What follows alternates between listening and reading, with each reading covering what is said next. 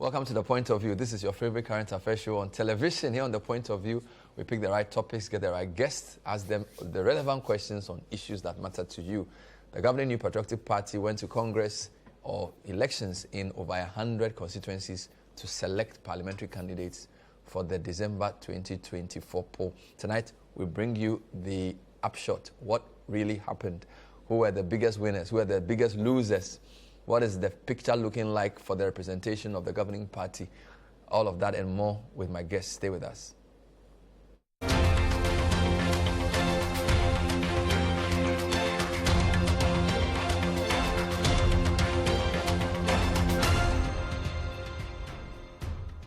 Whether it's 1924, 2024, or 2124, we've always known that you are driven by your sense of safety and well-being.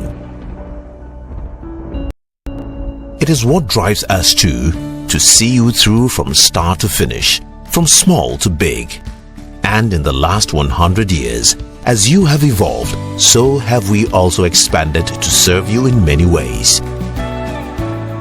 From cradle to grave, with expertise in insurance, life, pensions, properties, health, and for those beautiful, memorable goodbyes.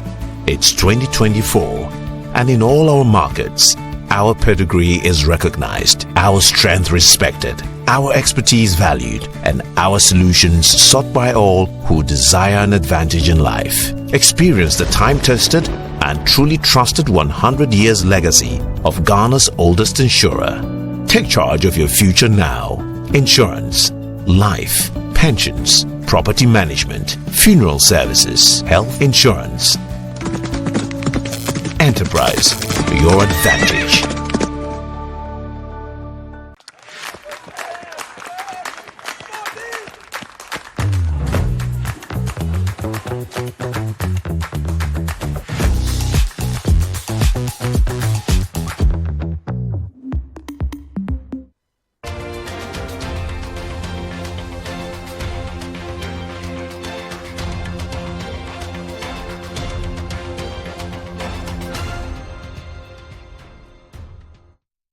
So welcome back. So tonight we're taking you across the country, over 100 constituencies. NPP held primaries to select parliamentary candidates. Before the race, 19 MPs had already said they were not going to throw their hats into the ring.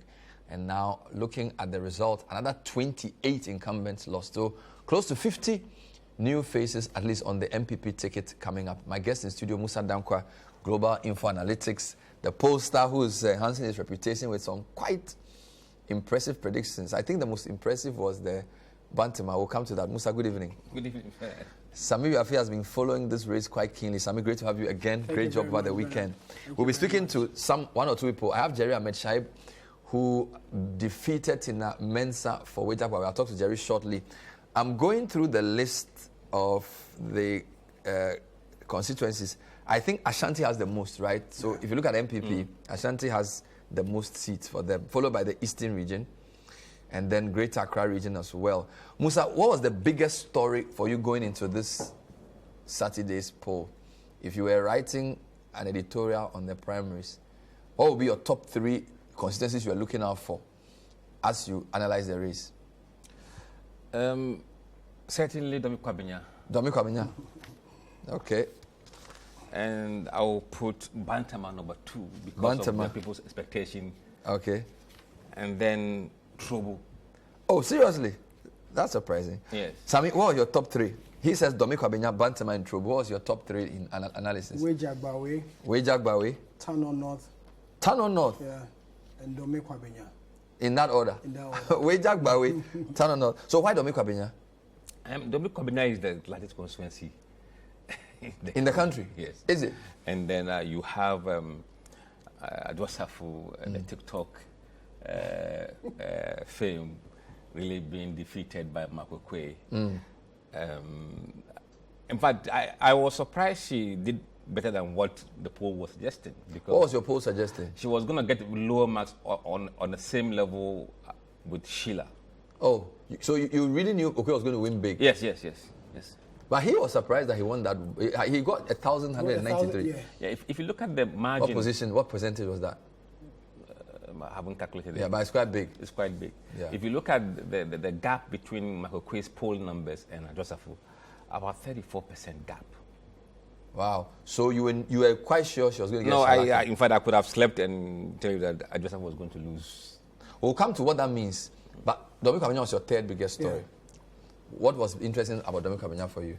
Well, as Mussa said, the population size, and this is not the first time these two individuals are competing or contesting in that race. The last time Adjoa beats Michael Quay by just, I think, 8 votes. 8 votes, yeah. So the expectation was that this time around is going to be a tight one between the two of them. But unfortunately, the gap was wider than we were expected. And from observations and the things I was hearing on the ground, it was as if Adjoa was still going to maintain a position on the ballot, but unfortunately delegates thought otherwise. So Adjoa has on the screen the former deputy majority leader, former procurement minister, former gender minister, quite a high stature, has a couple of kids, I think a kid also with Kennedy Japan. Yeah. So obviously has Kennedy Japan support. And this Did time Kennedy campaign for him? No, he publicly announced that he wasn't going to campaign for her this time around. Would it have made a difference? Yeah. Or she had lost so much favor that it didn't matter. Almost everybody within the rank and file of the party were more or less, in quotes, fed up with her because of recent history of her activities. And so this time she was led to her fate alone. So no surprise there. No surprise there. What does Michael Quay bring? The Dominic Kabenya, when I started covering politics, was one of NPP's biggest. Yeah, and it's always been. Yeah, but the gap has been reducing. NDC is closing, and I think the last time they were close to 40%. Yeah. Mussa, go ahead. So the permutation on the ground, according to party people, is that if the party decides to bring Adjoa again, there's a possibility the NPP may lose a seat in the 2024 election. Is it? Yes. And this is what party people were saying on the ground, that if Adjoa should come again, the possibility that the NPP will lose the seat. So it's not a high. safe seat. It's not like Bantama that if you put anybody, the NPP will win. It's different from that. It's not like that. All right. So let's stay with your top 3, Mussa, and I'll come to me. So Dominic Kabenya was your top. Mussa, your second was what? Bantama. Why? I think people were expecting that there would be a heated battle in Bantama, and that the way Kennedy performed in the presidential primaries, that could translate into another battle. Why? Was Kennedy campaigning in Bantama? No, I think he went there last week of the campaign. He spent about a week or two there campaigning for his brother. Is his real brother? Yeah, apparently he's a kid brother. Serious? Yeah. So he was there. And he said he basically berated Asenso. Yeah. And yet Asenso won handsomely. The constituency executive had called a bluff of Kennedy. Kennedy had gone there to say that if they don't know and they elect Asenso as their representative, he has a lot of secrets about him, and he's going to spill the bean when, Asenso is elected. So the constituency executives were like, okay, we'll elect him, do whatever you want to do. And now we are waiting for him to come and spill the secret that he claims he had. So this was almost a test of Kennedy's clout in Bantama. Yeah. You predicted that. In fact, you predicted this accurately. Yeah. What? I said it was going to be a landslide for Asenso Boachi. Is that what your poll numbers were saying? Yeah. So despite the media blitz around the race, you knew it was a simple race for. Yes. Wow. Why do you think the people loved Asenso so much? I think the secret lies in the way they assessed his performance. Okay. Close to 99% of them said he's performed excellently or very good or good. Wow. And with these numbers, he's strong in Bantama. Yes, very strong in Bantama, yes. Wow. And he was raised there. This is not the first time he's contesting in this primary. This will be about the 4th time he's contesting. So he's been there all this while. And Bantama has a history of one-term MP. Yeah. Anybody who had come, and the only person who was able to break that particular cycle was Cecilia Dapa, who served 2 terms. After that, almost every MP that had come after her, that's only one. Talk of Kokofu, the late Ochem, and then Asenso. So he more or less wanted to prove a point that Bantama is not a one-term MP and that you could do 2, 3, or 4 if you want to. In the past, Bantama was the largest for Ashanti. It was broken into Inshaisu, Subin, and the current Bantama. And it was a constituency where everybody was waiting for election result from that side. Yes, in so major it was election. the K2 South for NDC, Bantama for MPP, but it was split up. Yeah. I don't know if they have Asenso Boachi's photo there. So what was the margin? Do you remember? In the results? I think Asenso was hovering around 800, 900 there, and his main challenger was doing 300 or so. Oh, it was a huge... Oh, yeah, it was a wide... It was a wide gap. Yeah, it was a wide gap.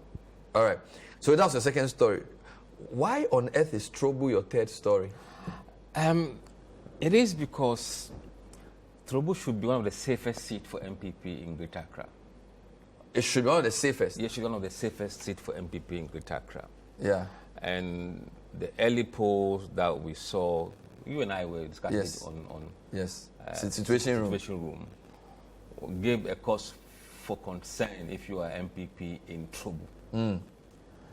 And I remember anybody else but Muzenim in the poll when we spoke to voters in the constituency as to who they wanted to represent MPP in the parliamentary elections. And Muzenim was on 29% and somebody else 49%. They didn't even know who they wanted, but yes, they knew they didn't want Muzenim. He's been MP for how long? Since 2012. Wow. Yeah, he's been there for that long. He's been there for that long. So they said anybody but him? Anybody but Moses Enim. And that was really a warning sign. Wow. So I was looking to see whether they will retain him or they will clear him from the pack. So I wasn't surprised that he was cleared, but I didn't expect the person that cleared him because it was probably not known. I don't know whether it's me, but many people don't know the person very well, and they didn't think really that person had a chance because he's very, very good at kind of fending off opposition. I mean, Moses is a deputy minister. Yeah. You don't typically have non-Ga Greater Accra ministers in any party. Well, you could compare the same as Tina Mensah, deputy health minister. Tina Mensah is a Ga. It's a typical Ga. But Moses, more or less, even though my information is that he has more or less, for want of a better word, leans towards that particular tribe. His dad has served as a chief in that particular area before. Okay. So, all right. You could tell that one way or the other he had leaned towards that side. But then when you look at the results that came, it wasn't that a big margin. Moses was doing 641 votes, whilst the lady who beats him, Gloria Wusu, Gloria was doing 698 votes. Wow. So it was a close race. But for an unknown figure to beat a 4-term or 3-term MP. And this Gloria Wusu, little is known about her. Yeah. Very little is known about her. But did your poll show why he had become so unpopular? We didn't ask them why, but certainly when you're looking at the urban constituencies, not only does the national issues affect you, also you have your local issues, bad roads, and I think that area is one of the areas that have very bad roads. So when we talk of Trobu, what are we talking about? What are the areas? Do you know the geography of Trobu? So I know of Pokwasi. Would that include of Angkor? It includes of Angkor, where the interchange, the new interchanges. And I know, yes. In those areas, yeah. So if you're on the Kumasi Road from Accra towards Nsawam, heading towards Kumasi. So you get to Trobu before you get to Amasama. Amasama, yes. So it's on the right hand side when you're trying from Accra to Kumasi. That stretch on your right hand side. So of Angkor, Pokwasi, yes. Asofan, those areas. Sapeyman. Yes. Why has it been so comfortable for NPP? Because if you look at the trajectory, indeed, there was times NPP will get 79%, NDC will get 21%. It's been very comfortable for them. I think the demography of people who live there, and they are mostly, I think, Akans, and Akans are heavily NPP as well. Some of your big story was Wejagbawe. Let me talk to Jerry Ameshaibi if he's there. But why was it your big story? Well, this is the first time Tina was having a challenge. Over the years, she's gone unopposed. And so Jerry coming in was more or less going to be one of her fierce challenge in any election, especially internal election for the NPP. And Jerry was coming from another constituency, as you know, the people in the area or the Tina supporters will say, that he's made an attempt in the Ablekuma South constituency. It didn't work out for him. So why was he trying to mount a leadership challenge in the Wejagbawe constituency? It got Tina and her supporters a bit panicking one way or the other. Yeah. And so they felt that, well, let's see how it goes. And Tina herself was panicking in all this race because Jerry had come in unannounced. People thought, she was going to get a smooth ride like she's always done. So she was taken by surprise. Very, taken very much by surprise. I don't know if Jerry's on the line. If he's there, Jerry, good evening. Thanks for joining us on the program. Good evening, Bernard. Thank you for having me. Congratulations. Sami said you were running a submarine campaign because when you sort of finally announced, it took people by surprise. Is that an accurate description? Submarine campaign? Well, I've always believed in the submarine campaign. Less noise and do more groundwork. And I think, yes, it worked. So, first settle the controversy for us. I've known you to have tried Ablekuma South a couple of times. So what's your links with Wejak Bawe? I'm an indigene. I hail from the Jamestown and Abula traditional areas. So Weja is part of one of my subjects. My granddad was the Abula Manche, and my granduncle was the Jamestown English Yalata Manche. So wow, you can understand that it was a passionate call from my own people, including the Queen Mothers and the traditional authorities. So yeah. So how long have you been eyeing the seat? I'll be honest, I only started considering Wejak when I had some few traditional people coming to me somewhere in 2021. But even as of 2021, I wasn't very settled on to contest in Wejak, yes. I mean, it's quite impressive to come up against a deputy minister, long-term MP, who's held that seat, because NDC has had a strong candidate in the past, Obubia Dakumpoku. To beat her at your first attempt, relatively healthy margin. I mean, I was thinking if you're going to win, it was going to be very tight. So it's obviously you have something that we don't know. What is it? Is it the marketing in MBA you brought, or is it the coastal development? What was the secret to? You should know that I'm a legal practitioner. Unless you are asking for pro bono services, you need to pay me for me to give you exactly what I had to do to get here. Else I'm not going to divulge. No, but for those of us who are not, I wasn't following the race that closely. So it was when I heard Tina Mensah give an interview the last week to the election, she said she's a landlady and that she was going to show you that you can't come from outside and come and defeat her. I was like, hey, this Jerry guy, is he sure? And I didn't really hear you do a lot of interviews. Do you get me? So I don't know what it was. You don't need to divulge your secret, but it was surprising to us the way you won it. Well, first of all, it was divine direction. I stayed put to consistently talking to God for directions, and that worked. Second, it was teamwork. My team was, I had a very solid team. They came on board with a lot of pieces of advice as to how to tread. So instead of, so Sami would tell you, I had to run away from few interviews because I felt that I was dealing with about 1,200 people. And if you are dealing with 1,200 people, just like I went into Ghana Olympics Committee elections and I won, we were about 200. So there would be the need to do more radio when you know that you should get to know the people more, understand their problems, appreciate it, and see how best you can help them resolve those problems. Understand the constituency better, let them be very much aware of the fact that it's an all-inclusive thing. I mean, it's more like, I kept saying this in the Akan language, when you are sure that what they are looking for is some sort of attention, and you can give them the attention, and you can also help them surmount some problems in their lives. It's better. And most importantly, to show them respect and to show them servant leadership. This constituency is one of 3 that was carved out of Weja from 2004. I think Shera Kobuchi was Weja, huge constituency, biggest in Ghana. Very huge. That MPP used to win comfortably. When it was split, Anyaso Otom stayed strongly MPP. Botiano became a 50-50 area. And you can say Weja was MPP, but 55 to 45.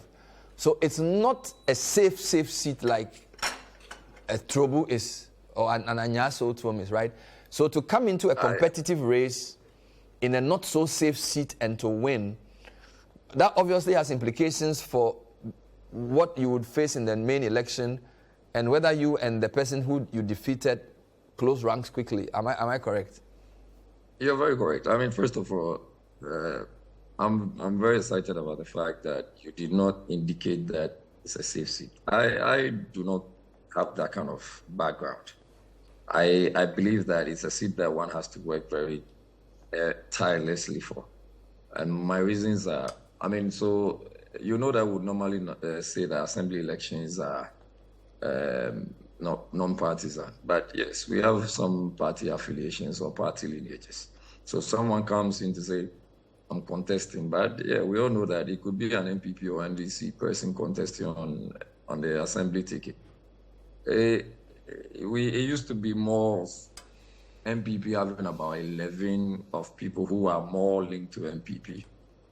Now that has changed. You have about 4 NPP people, and then you rather have 10 NDC people. So that in itself is really a problem. And then we have major infrastructural issues. So drains are virtually inadequate. Roads are virtually inaccessible. And you have a whole lot of problems. There's some places you will not find water. There's no running water, although we even have the Densu. And a host of issues. So, when you are in Wejagbawe, I can tell you clearly that you don't have a public school around the STC area. You don't have a secondary school. But for the intervention of this government, we now have the STEM school, which is almost done. Beyond all of this, you don't even have a market. These are quite basic, but you don't find them here. The roads are terrible, terrible. Larger part, if you go to Yaboman, it's virtually inaccessible. There are no drains.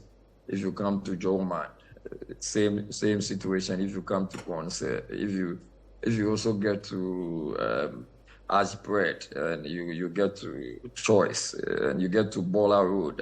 These are major areas which have a lot of connectivities, but there are no accessible roads. So even though NPP is the incumbent, you seem to be approaching this from more like an underdog perspective. You're saying because of the developmental challenges, you don't think that you have an advantage at all. You're going to work as if you are coming from behind. Is that a mindset? I'm sure you know my style. Like, I want to believe that as we speak now, I think that the last election, my sister had about 14,000 votes first. She did well. I want to believe that there is nothing. I want to actually believe that NDC has 14,000 votes ahead of me. Wow. And I'm going in. Yes, I'm going in with all the force you can think about. And so I'm not coming in as if I'm going to deal with like a Bantama constituency. I see it as a constituency that there were a lot of issues. And you know how, with all due deference to human beings, we think in a manner that, listen, I want this. If you're able to do it for me, then fine, I may consider you. And these are the things that you do not have now. So don't come in and come and play. In the local palace, I'm not jamblation. Finally, finally, a lot of the newcomers seem to be CEOs. Exim Bank CEO, Youth Authority, all kinds of CEOs have won. You're the CEO of the Coastal Development. How does that help? Because it's a job you're doing, right? Some people feel like the sitting deputy ministers, because they have parliamentary duties, and sometimes they carry some of the negative stories from the government. So the CEO seems to have an advantage. I don't know whether being coastal was part of your strategy at all, because obviously Wejagbawe is part of your constituency as the Coastal Development CEO. How did that play out in this?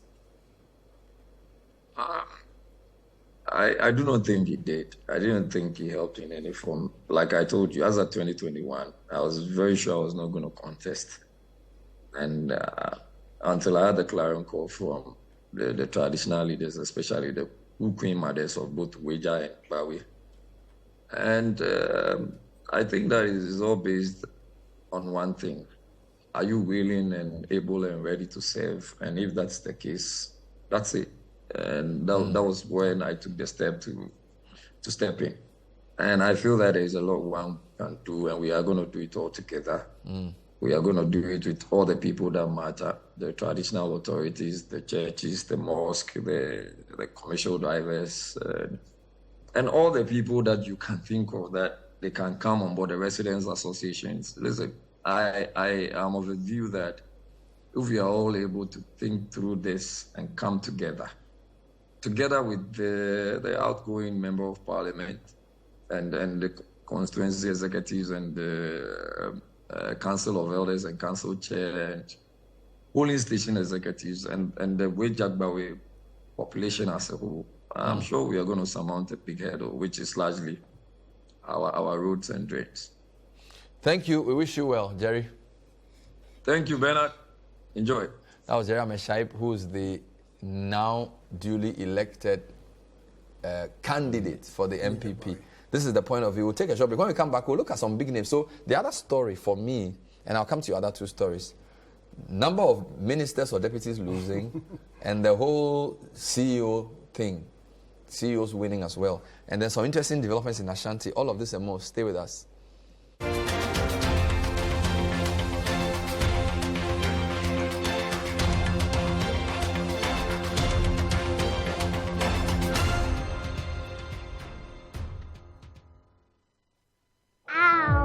Let me see. She's never had a toothache before. There might be a cavity. Don't you use Pepsodent? We used to, but I'll try the new one. Ah, that's why. But doesn't every toothpaste give cavity protection? Not really. Pepsodent's Cavity Fighter repairs tiny invisible holes to give 10 times stronger teeth. Will you trust Pepsodent? Definitely. Pepsodent, 10 times stronger teeth. Use Pepsodent's Cavity Fighter. We're all more than just one thing. Like Grace here, the best teacher ever. She tries hard. When you're in front, of course, you have it following. While at home, she has a following that is sometimes harder to impress. Well, Minister of Home Finance, we're impressed. That's why we offer every kind of banking solution for every kind of you.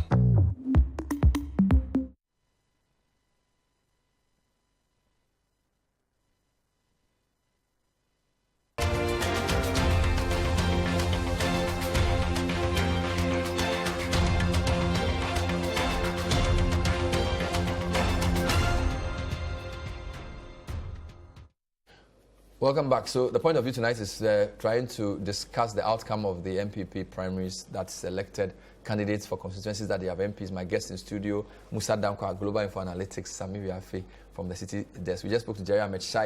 The other story is the number, no, it's not really the number, but just the high-profile names that were seemingly in trouble. So Henry Kote seemed to be in trouble. He managed to pull through. Even Stephen Amo, at some point, people thought he was in trouble because of the opponent that he had, a long-term sparring partner. Then we have a couple of people who lost, for example, in Tim Collins in Tim, a deputy minister for local government, losing a primary, quite serious. Eugene Boachenchi has been quite prominent in the discourse in NPP.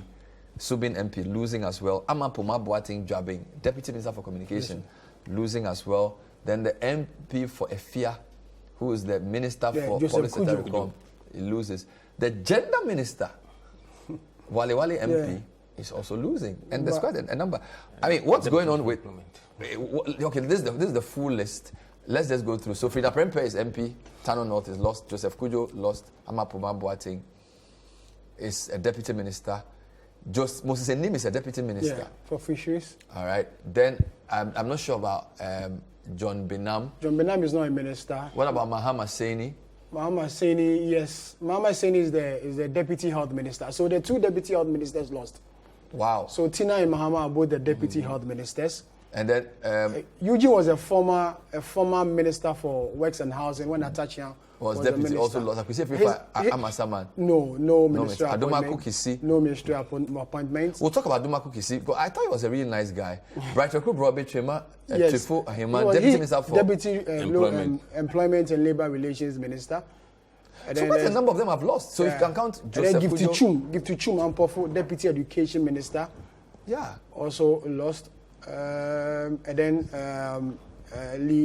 Liraba, the gender minister, and apparently was competing against the technical advisor to the vice president, Dr. Kabiru, who won. So who also won. But then this evening we are hearing that there's an injunction on the whole. Yeah, because I've seen about 12 either deputies or ministers or former deputy ministers in this list who have lost. Musa, what's going on with this? Is this a trend because if you have 28 of the people who have lost, probably 40% are either deputy ministers, or former deputy ministers within the same government. What's going on there? It's difficult, but one can just speculate that they are appearing to be carrying the cans of the Nana-Addo administration. So within the party, there seems to be some disaffection for the Nana-Addo government within the party. And those who represent it. That's interesting. At the ministerial level, I think. Well, I feel like, because some prominent deputy ministers also won. Mussa, secondly, won pretty well. Duka won pretty well. Napo won quite handsomely. So, but this number is just. So the number of losses is serious. It's serious. But then again, Bernard, you also look at resources. Deputy ministers are not resourced like ministers. And a lot of the people who competed with these deputy ministers, at one point, CEOs or deputy CEOs who control large resources. And we shouldn't pretend about this. You know, so you think CEOs may be in a better position than deputy ministers? To do that, because they more or less control the resources in the particular organization. Unlike deputy minister who works under a minister, it's the minister who controls the resources. Wow. And so you are the beck and call of the minister. If the minister decides to give you small to also do your rounds, then you are okay. But if you happen to get a minister who really doesn't care, then you must also find your own way of raising resources for this, unlike the CEOs. Please put that list back up. I want to ask the two of you a question. Which of these losses is the biggest? I forget to even add Isaac Isiama, former sports minister. Former sports minister. Sammy, which of these 28, if you were doing a story and you had to pick 3 of them to put on your front page as having lost? Joseph Kujo, Frida Prempeh, Sheila Bartels. Why Sheila Bartels? Well, Sheila is the first-time member of parliament for the Ablekuma North area. She came against a former MP. She also more or less won against in the 2019. That's Ekwe Efie is now Ghana's deputy ambassador to China. Okay. And so it was more or less like a comeback. But a lot of people felt Sheila had done well in her first term, riding on the back of her dad, Kwame Bartels, who served as an MP in the same constituency. And so for the many delegates, they felt that, well, her supporters felt that, oh, she's done well, first-time MP, she should give it another chance to continue with the good works. But then the delegates thought otherwise. They felt that the first time we've not done anything for them. And there were few allegations against her. She doesn't care about the people, her engagement with them, human relation also played a major role. The more reason why they decided to go back to Ekwe Efie. And Ekwe Efie took the seat from Joe Appiah. You remember Joe Appiah? Then people said Fufu could give cancer some time back. So that's how it's been, in that particular constituency. So Sheila was big. Let's talk about Tano North, because you said it was among your top 3. Yeah. What went on there? Who defeated Frida? It was a fight of the bigwigs. It was Frida coming against Dr. Gideon Boakon. Frida is a minister. Is a minister. Sanitation. When Sisi Adapa resigned, the president appointed her as the minister because she was already serving as the minister of state at the presidency. And so she was coming against Dr. Gideon Boakon, the spokesperson to the vice president. Now, many people thought that when it comes to resources, the two of them have resources from where they are coming from, and so they could do their job very well. Frida has been there since 2012. Remember, in the election petition of 2013, she was one of the persons that Nana Akufo-Addo, then candidate, has cited as one of the key witnesses in this whole election petition, and so she's been there for a while. The people felt that the development she promised and the things she promised within that area wasn't forthcoming. And so they needed a new person, a young person, a fresh blood to come and do the bidding, and Gideon came in as the candidate they were looking for. And Gideon has gone through the mill from the Ashanti region as a youth organizer, spokesperson and the rest. So they thought it was time to get Gideon in. So whilst Frida is a high-profile loss, it's not surprising that Gideon Baku defeated. For me, I with my colleagues in the newsroom, I told them that it could go anybody's way, because when it comes to resources, they all have. When it comes to message, they all have it. So I wasn't surprised the outcome. I knew it could go anybody's way. Mussa, did you do any work on Tano North? Tano North, yes, we did a poll on Tano North. What was the outcome? It was quite close race in the poll. Okay. Frida was leading by just 2%. 2 percentage points. And the margin of error was about 3%. So statistically, it was a tie. But then those quite good number were saying that they will not disclose or they won't tell us. And if you look at the analysis of those responses, one could see that even those who were rating Frida as very good or okay didn't vote for her on the day. So perhaps they felt that she's done her time. We appreciate what you've done well, but go and let someone come. And I think that's what helped Dankwa to win.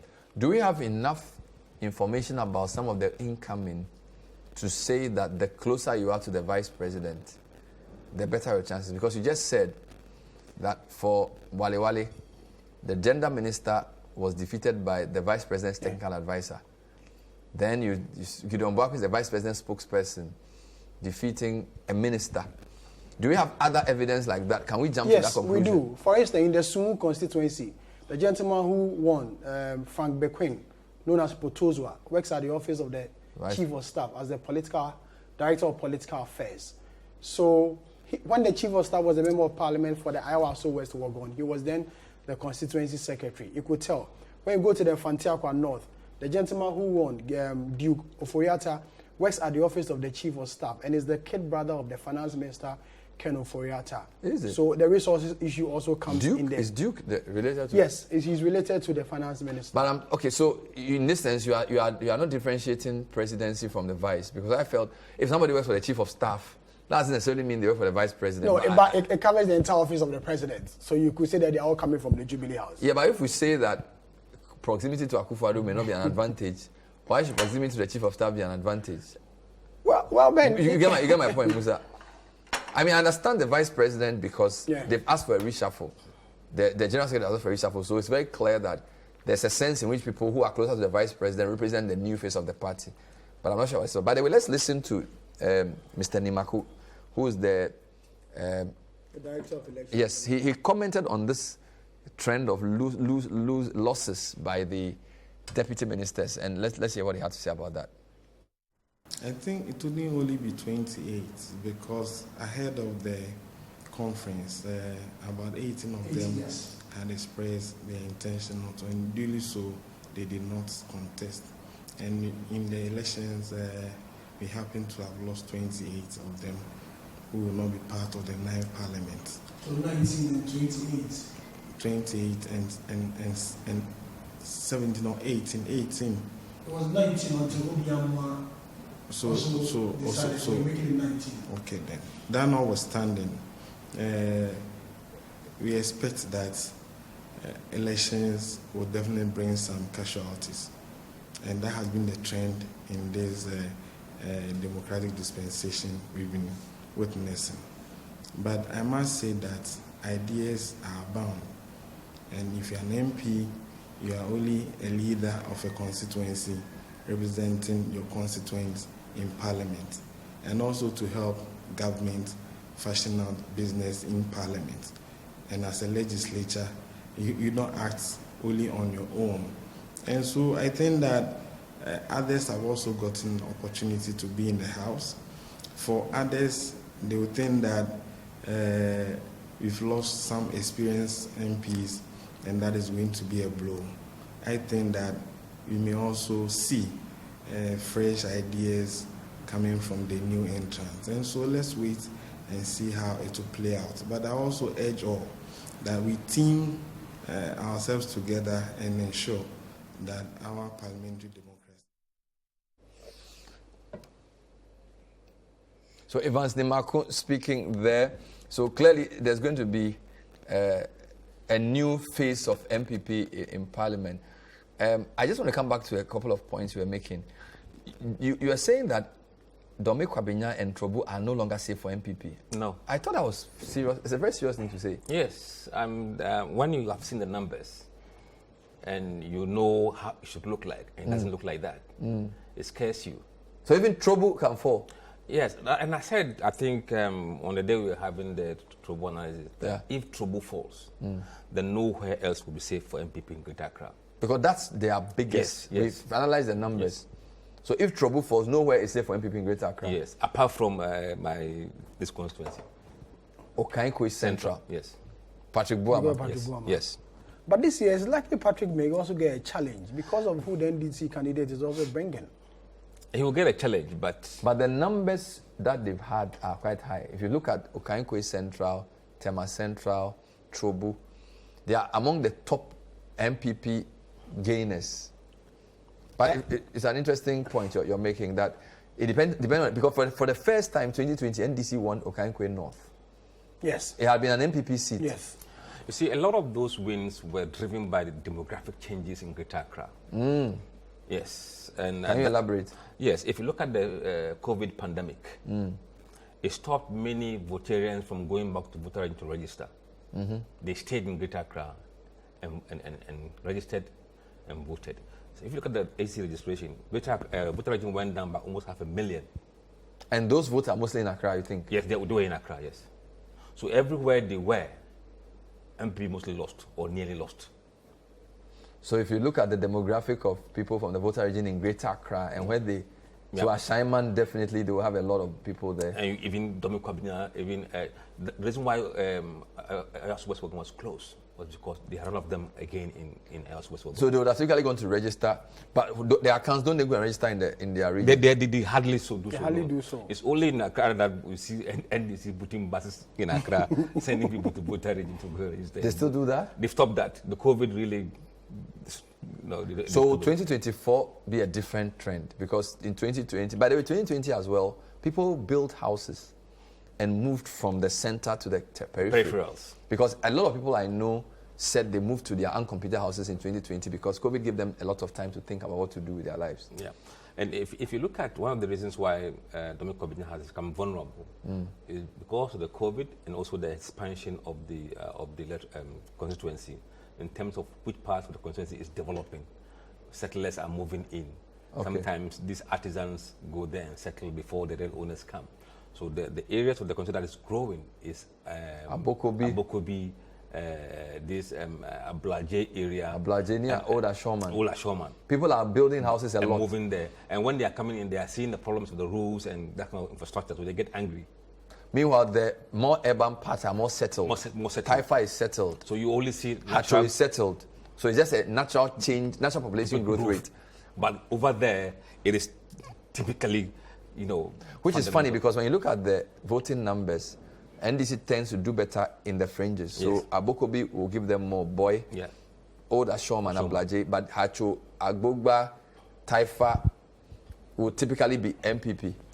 Agbogba is NDC, yes. It's NDC, and Hacho too is NDC.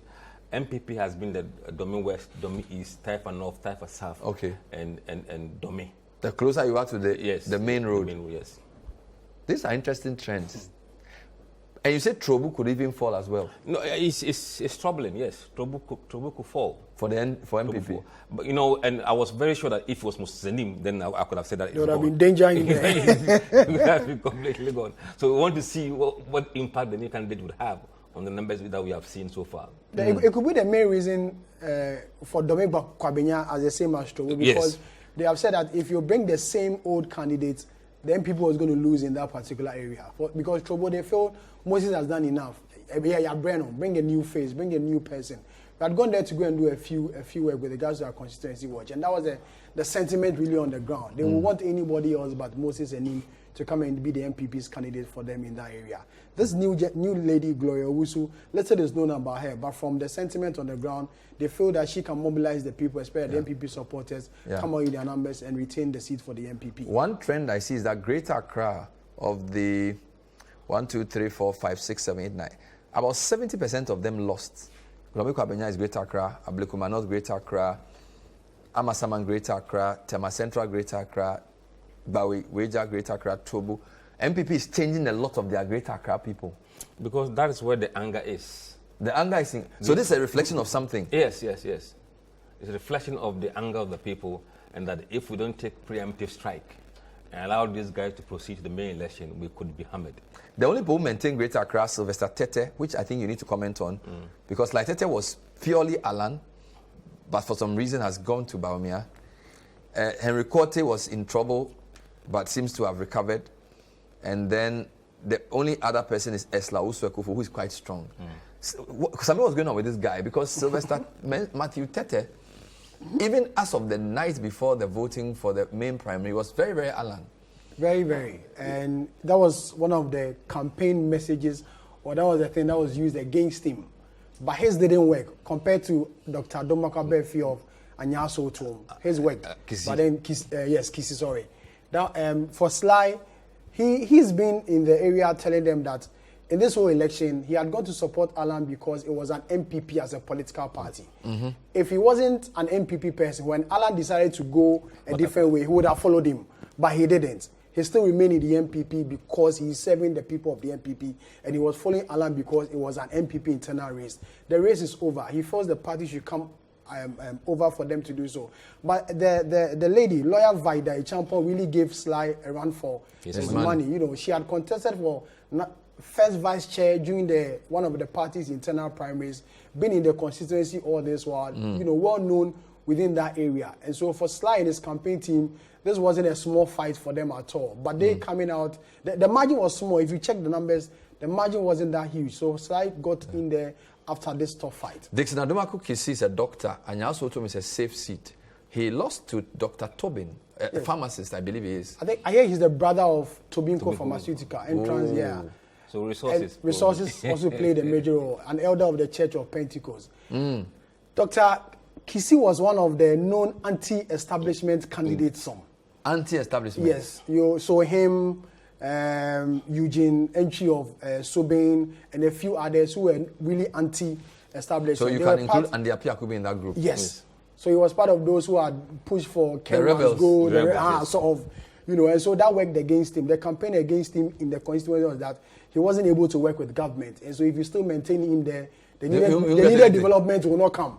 So change him and bring a different person who will work with the system. And this Tobinco's brother, Tobinco owns media. Yeah. He's also a pharmacist, quite a big shot in the Church of Pentecost as well. So you think that could do the trick for NPP? It played a major role in this. Comment on this? There could also be a spillover from his last contest, and the perception that the former MP Shay may still want him out.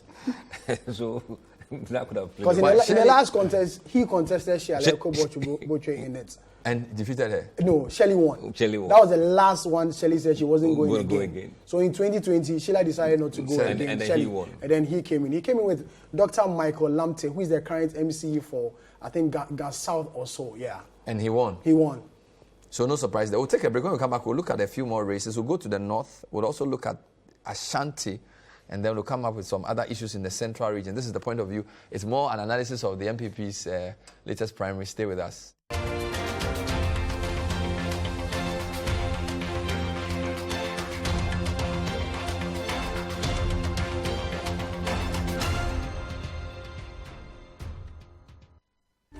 Have you been to Aqua Safari lately? Let me share my experience with you at the new Aqua Safari Resort.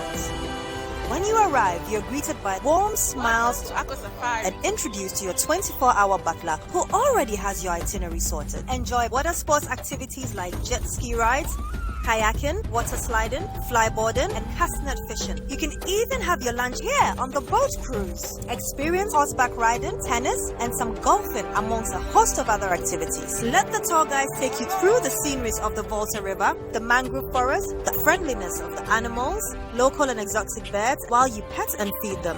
You can have this large space for your conferences, corporate retreats, and so many activities as part of the package. We chose to have our breakfast with a beautiful sunrise right in front of our cabin. We had an amazing experience and I can't wait to return for more. Visit Aqua Safari Eco Resort in Ghana, bringing you closer to nature.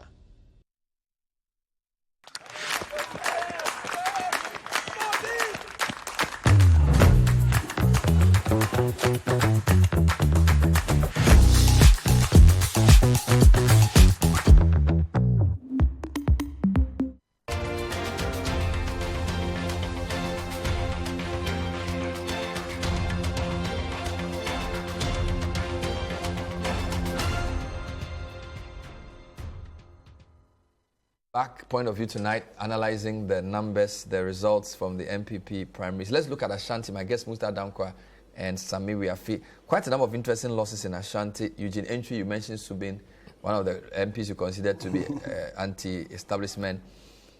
Augustine Team, is Collins in team is the deputy local government minister. She lost as well. Imana Kwesi Jemfis or Dr. Bri.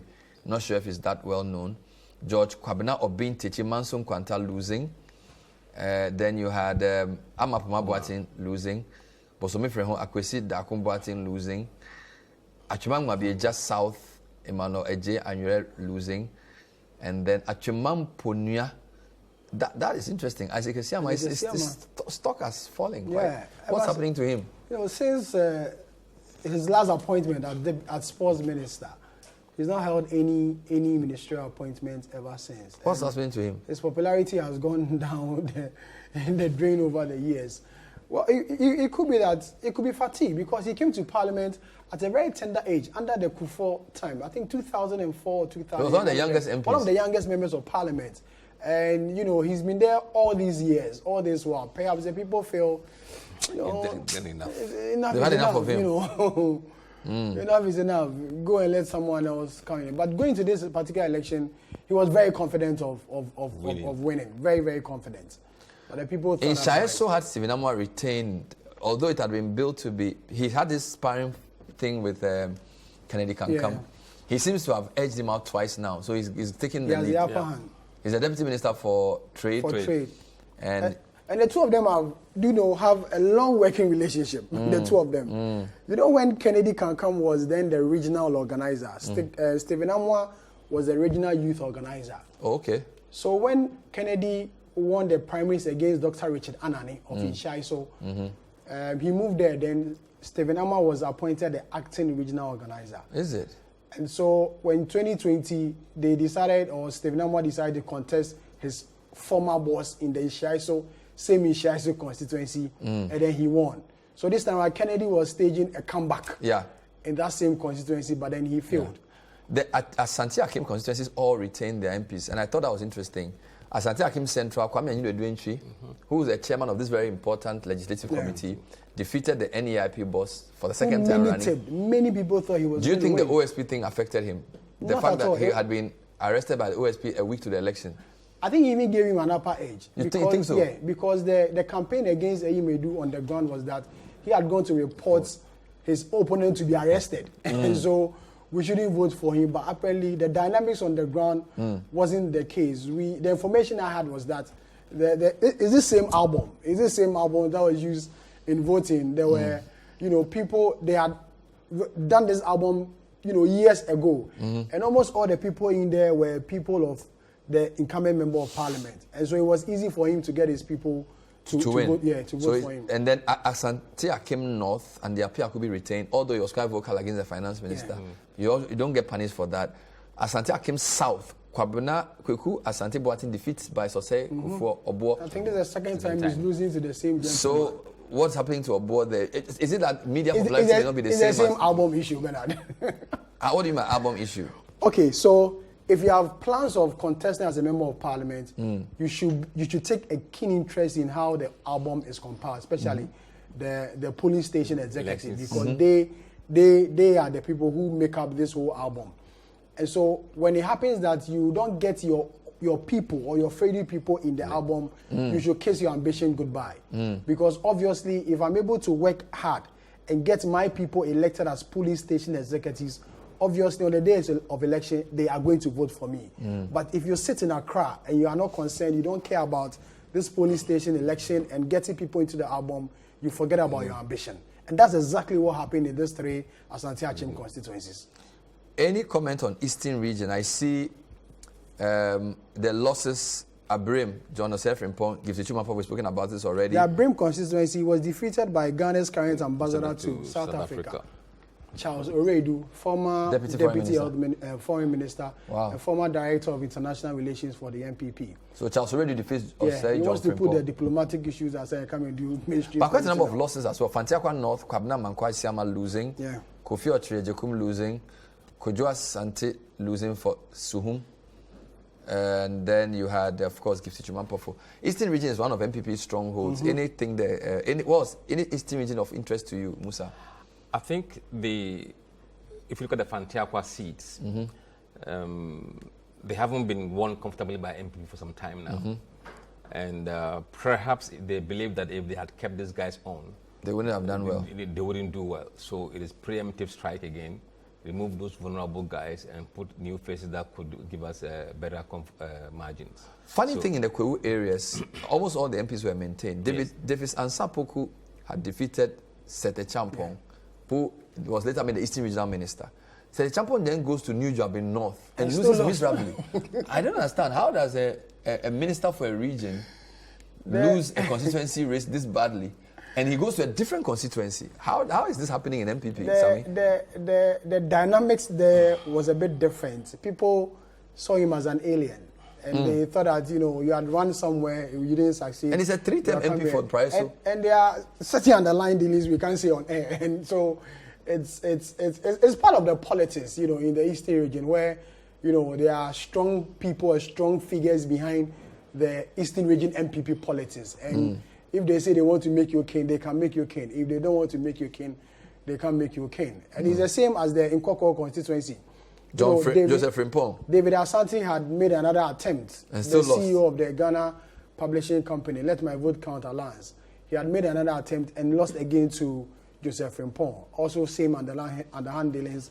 Interesting. Yeah. And then Frank Anodo comfortably defeated Hayford. Did you predict that? Oh, yes. Because Hayford had been giving himself media coverage, Ghana Library Authority. And for me, it wasn't a race, but I was surprised the hype, I think the media hype was because he had gone to pick nomination form. There was nobody there to sell the form to him. He had to go to the regional office in Kofodia to go and get the form. He had finished filling the form, submitting in the same constituency office. The office is open, but there's nobody there. He takes the media along. And so the media hype more or less made this whole contest as a big one. But to me, really, it wasn't really a big issue because I knew Anodompe was going to, give him a run for his money. Remember, Anodompe was a former regional organizer for the Eastern region until 2012. And so he really knows the dynamics in the Eastern region, and especially the Sahoma Dreji area. The Western region is finally placed. I want to go. I noticed only 2 losses. Very comfortable wins for some of the incumbents. Dankwa and Shay, George Mekuduka wins well. Kwesi Mintim, Prince Ahmed is retained the ticket.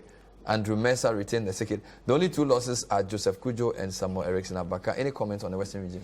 Yeah, for Efia, probably it's because of his performance. But Shama, it was because they thought they could lose it if they didn't replace him. So it's become close? Yes. So Shama is vulnerable? He's vulnerable, yes. Which is why I think they changed him? Yes. Some say Mirko Duka and Mensah are in ministries that are big on resources, so they should be comfortable as against a deputy minister for employment. And it's very true. Fortunate for them, they have ministers who allow them to operate.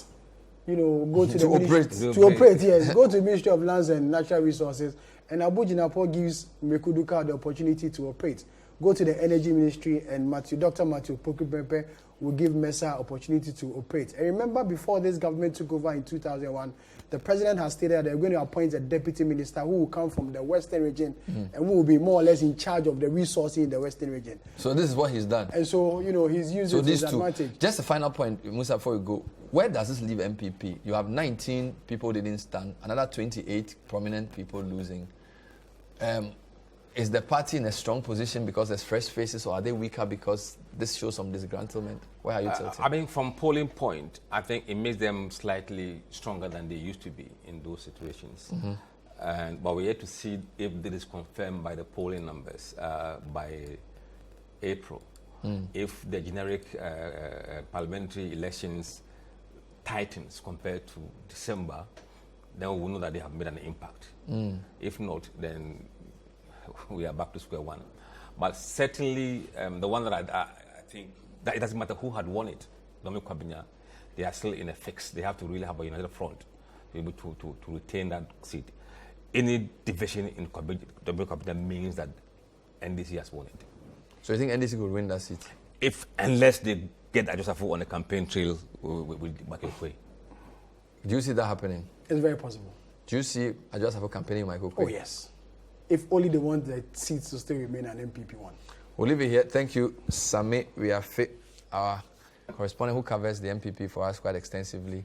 Mussa Dankwa, Global Info Analytics, incredible predictions, mostly coming true.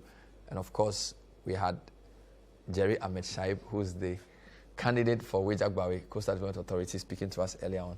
My name is Bernard Avle. Have a great night. We'll see you next time. Bye-bye.